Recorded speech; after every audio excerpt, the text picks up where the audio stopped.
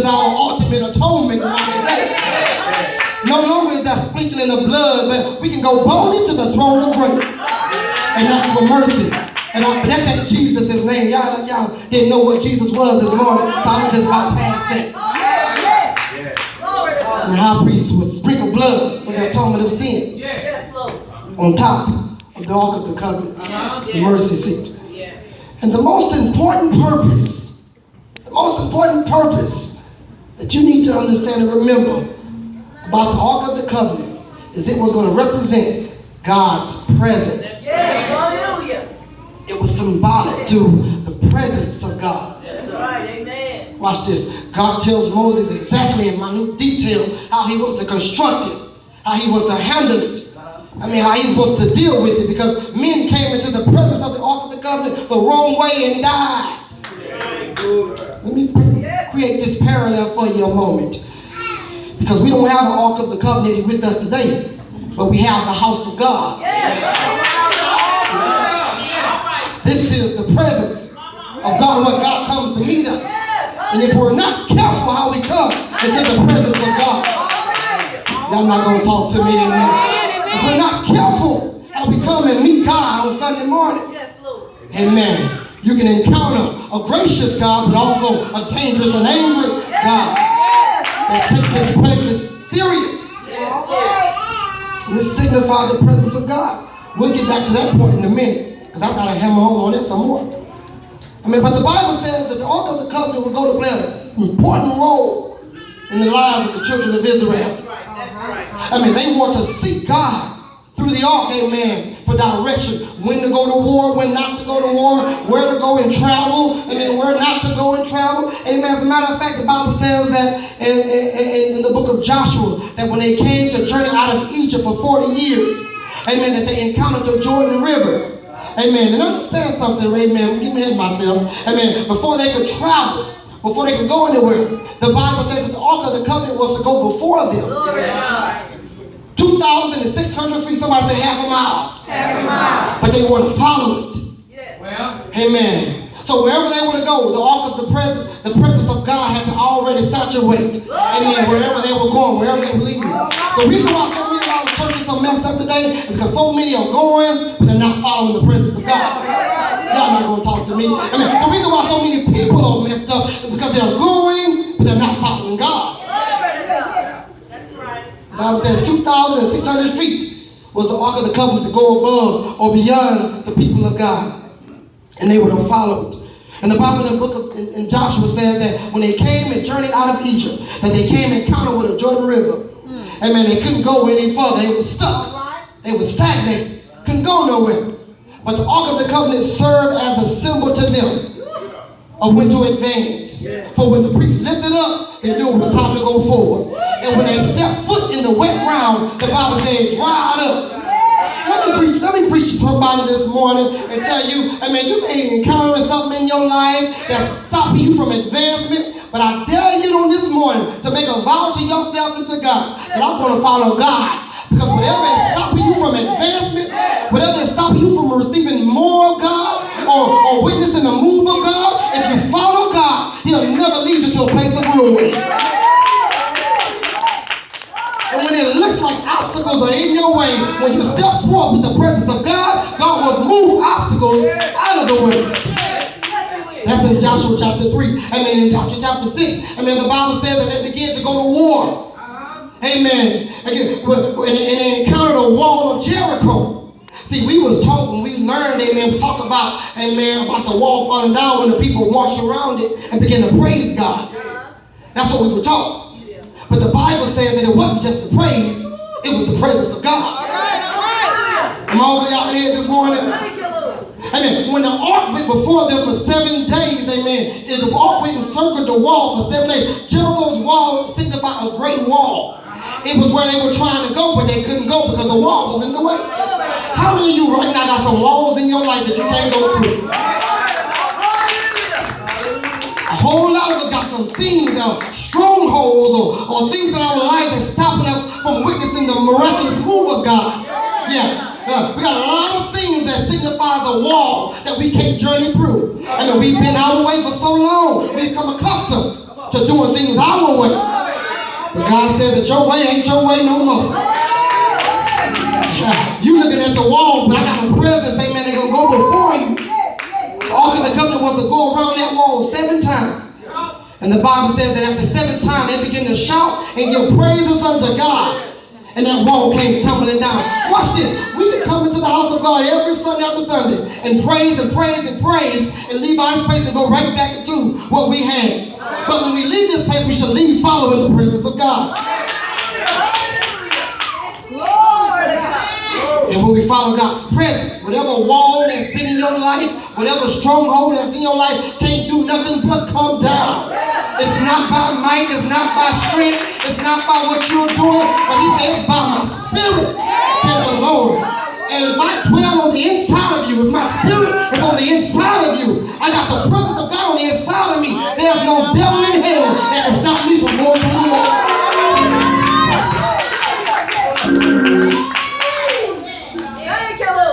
So the Bible says that year after year, day after day, week after week, month after month, that they would go and consult with the ark or God's presence for God to speak to them through the cloud. What do you want us to do? Where do you want us to go? How do we journey? How do we fight? Should we fight? Should we lead? And the Bible says that there came a time where they encountered a great army called the Philistines.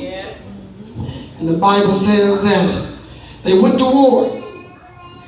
And they went to war the first time, 3,000 men, 3,000 or 4,000 men were smitten.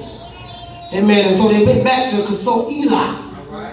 And Eli decided to take the presence of God on the warfield, on the battlefield. All right. And they went to war a second time. And the Bible said that this time, 30,000 men were killed.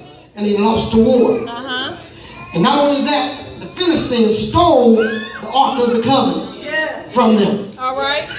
The Bible said that the men journeyed back to Eli and said, Eli, we just lost the battle to the Philistines. 30,000 men were smitten, they're dead. But not only that, your son is dead right along with them. Your son Phineas is dead. I can imagine Eli probably looked down with a face of despair, but took a deep breath to signify life. They said, not only did we lose and 30,000 men were killed and Phineas was killed, but your other son, Hophnius, was also murdered in battle. I can see Eli take another deep breath, amen, and dust himself off, amen, to signify life. They said, wait a minute, Eli. Something else happened. They said the Ark of the Covenant had been stolen by the Philistines. The Bible says Eli jumped over out of his seat and dropped dead. Let me tell you something. It's never good to leave the presence of God.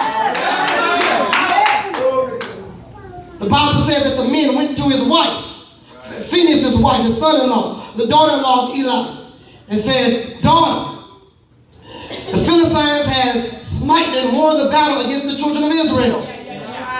And the Bible says that she was travailing with child. And they said, not only did we lose the battle, but Hophnius, amen, was killed in battle.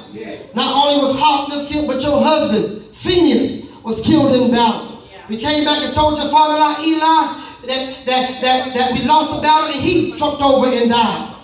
But after all of that, most importantly, what happened was we lost the Ark of the Covenant. The Bible said that she immediately began to travail with birth of a child.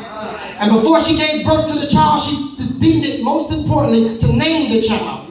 And what she named the child was Ichabod, to signify God's presence had left the house.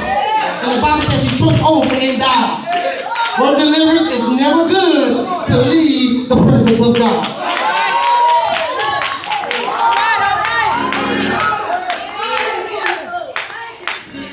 For years, and I'm not going to hammer home, but yeah, never let me stop that. Yes, I am. Y'all need to be hammered on just a little bit. Amen. For years, amen, I've been a witness to word of lips. We've experienced death after death after death. We've witnessed the move of God after the move of God after the move of God. We get happy for a moment, we get sincere, and then all of a sudden we drop back into our old man. We come to the altar and we cry, and then all of a sudden we get complacent again and drop back. Y'all not gonna talk to me, amen. So there's gonna come a day where God's presence will leave you and return. And I can tell you like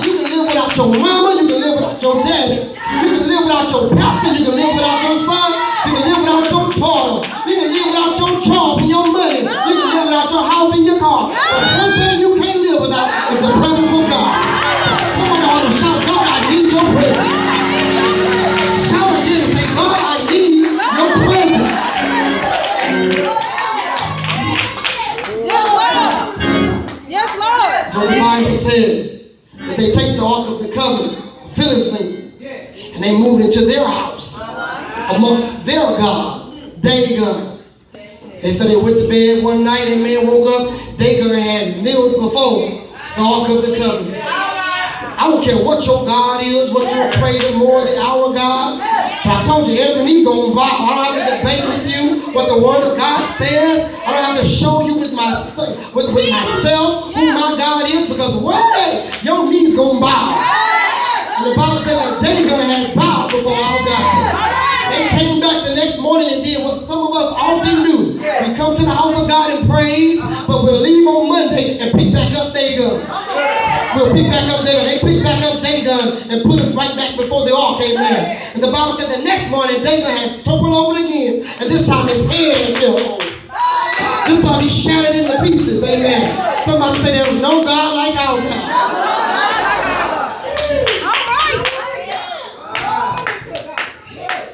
And the Bible says that mice and sores and boils began to encompass the people of the Philistines. They began to get sick to the point where they realized that they had to get rid of this presence of God out of our house. I told Minister Milton on Wednesday night in my Bible study on prompting, amen, don't worry about dealing with people that say that they don't care or that's unconcerned about their walk with God, amen. I mean, don't waste your time trying, if they really want it, and I'm talking about the babes, the people that's really striving to live right. I'm talking about people that say that they don't need your God. People that say, I don't need to come to church. Ain't nobody right there in a way. The pastor just want my money. Everybody talk. I'm talking about those kind of people that have a blatant disregard for the presence of God. Don't waste your time on them, because eventually a day is going to come where they're going to see a move of God and want to be partakers of and kept. I'm almost finished. The Bible says that they returned the Ark of the Covenant into the people of Israel, but it didn't get to its rightful place. And so then we see down through the scriptures, amen, when Saul becomes king. Saul became king. He was the people's choice, but he wasn't God's choice. Amen. Amen. And the Bible, we see all through. Let me show you something. One thing that Saul is identified with most, with me personally, as a Bible reader, he's significant for this one thing. God tells him, I'd rather your obedience than your sacrifice. Some of us come to church Sunday after Sunday, sacrificing. We could stand in the bed. We have to get up on Sunday morning. We sacrifice. We sacrifice in our giving. We sacrifice Sunday morning because we be watching a football game, watching a basketball game. We sacrifice. Because we work all during the week. We're tired enough. We sacrifice. God said, that don't mean nothing to me. I'd rather your obedience than your sacrifice. God not going to talk to me. Amen. Amen. And so the Bible says that King Saul, amen, while he was the people's choice, he was a man that's molded and modeled after being a man that disregarded God. He was an impatient king. He was a king that felt like he didn't need to encounter God. Amen. It's one thing for God to speak to us, but it's another thing for us to consult God. Glory to God. Let me say it again. It's one thing for God to just speak to us. It's another thing for us to consult God. The Bible says it like this, that you should acknowledge God in all your ways. Not some of the things we do, in all your ways. I'm going to get in trouble right here. The Bible says you should acknowledge God in all your ways. God, should I do it or should I not? Acknowledge him in all your ways. Lord God, should I sing it or should I not? In all, Lord, should I post it or not? God is going to talk to me. In all your ways, acknowledge him. Should I say it or should I sit back? Lord, in all, you're going to tell somebody, acknowledge him in all your ways. Should I say it or not? In all your ways.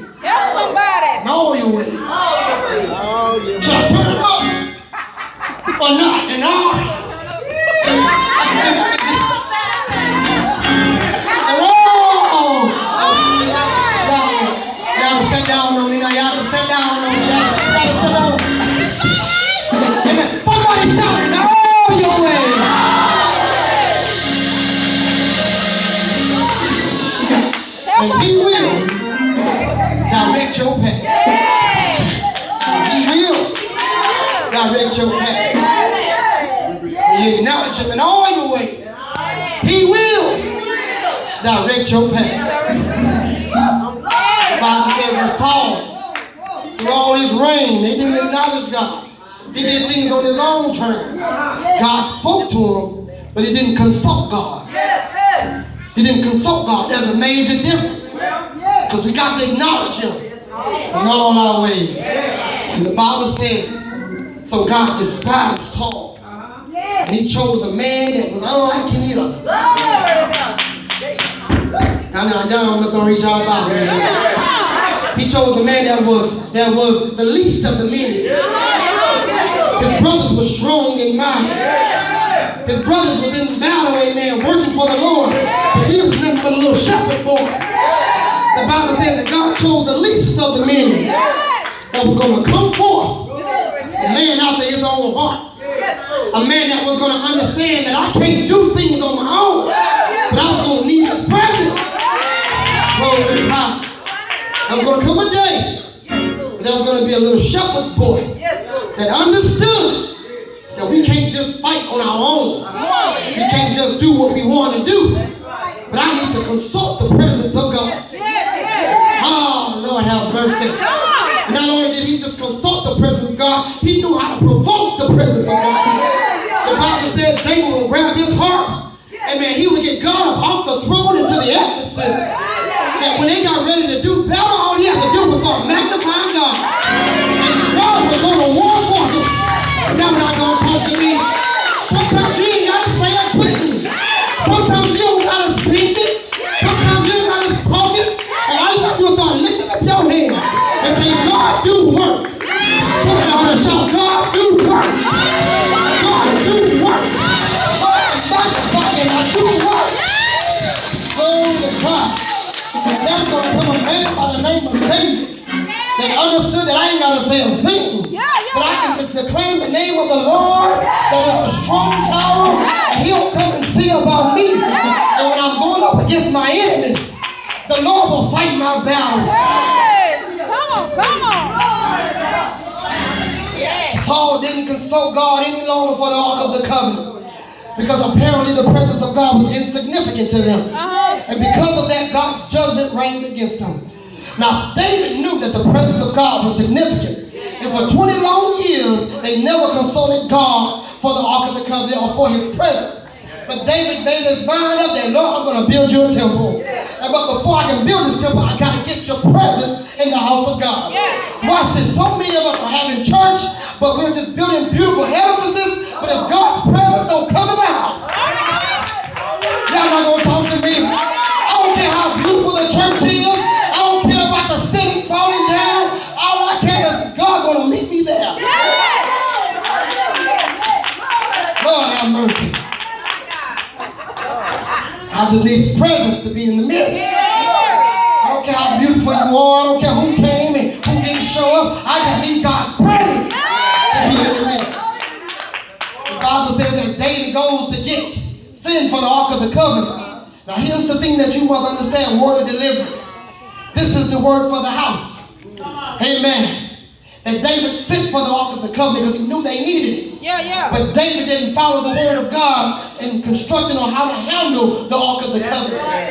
They just went and got it and tried to bring it in. The Bible said that a man by Uzzah, amen, stretched forth his hand on the Ark of the Covenant because they was carrying it on the chariot.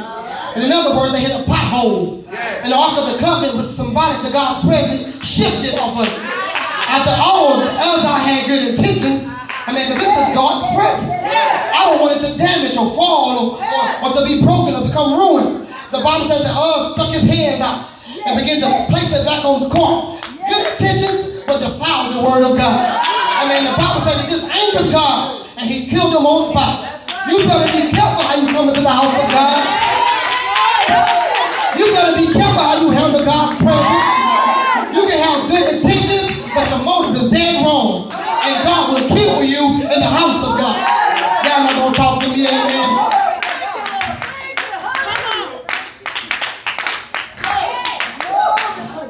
If I knew how to sing and say hi, I start hooping right now. Come on, come on, come on. You better be careful how you provoke the presence of God and how you handle God's presence. Careful how you choose to deal with it. Oftentimes what seems good to you is a travesty to God. That's why it's important that we acknowledge him, man.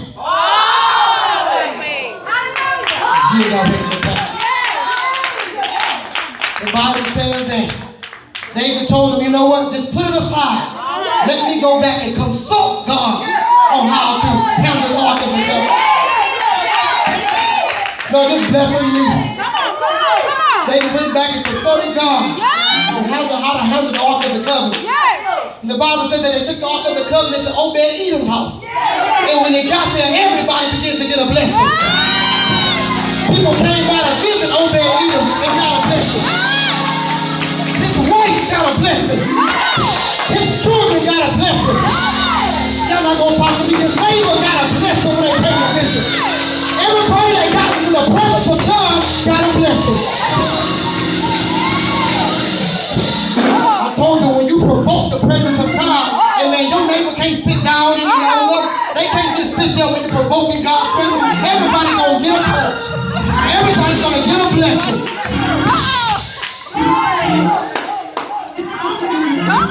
Bible says David has to provoke God on how to deal with the ark of the covenant.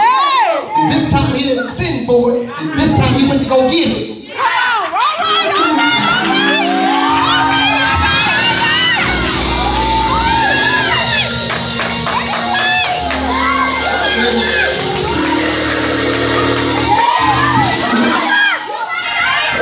This time David went to go get it.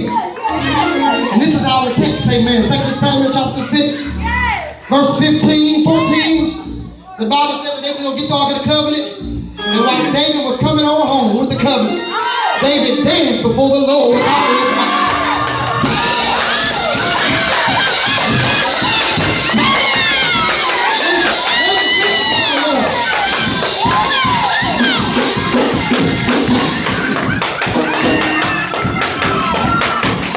Now stop it right there. Stop it right there. Let's go right there.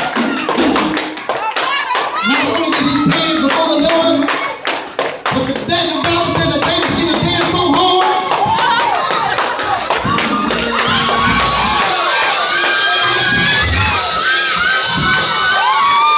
So glory has been returned into the house.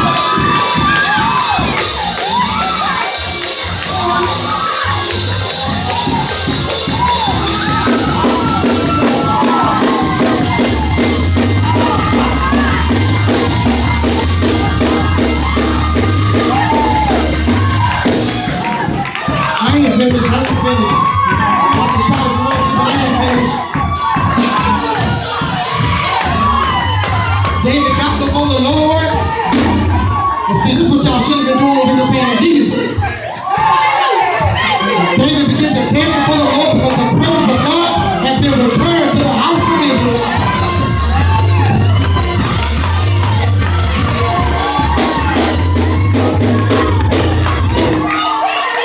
Now watch this. The people of Israel was no different from church folk today.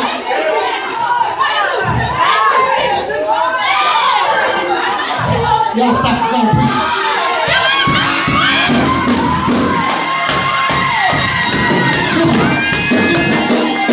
Listen. The people of Israel was no different from these church folk today. They were no different from the spectators that we have in the house of God today. His wife Michael came down and said, how wonderful was the king today. With your ignorant self. With your sinning self. You went out there and danced before all those women and began to get naked before God. David said, I had no reason to praise God. Before God chose your daddy, he chose me to be king over all of Israel. Before the foundation of the world, God formed you and knew who you was going to be. He said, before God chose your daddy, he chose me. And if you think that this was something now, if you think I embarrassed myself now, somebody ought to shout and say, you ain't seen nothing yet.